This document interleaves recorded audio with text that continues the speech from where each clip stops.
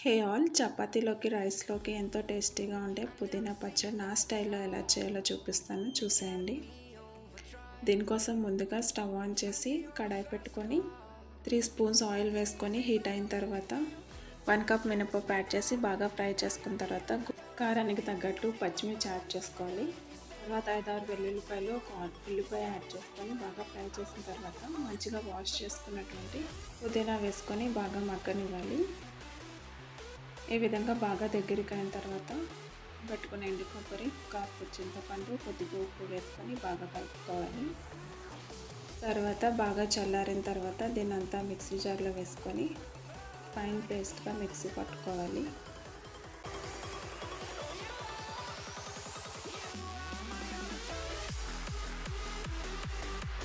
అంతే అండి, ఎంతో టేస్టీగా ఉండే పుదీనా చట్నీ రెడీ. దీన్ని సర్వింగ్ బౌల్లో సర్వ్ చేసుకొని ఎంజాయ్ చేయండి.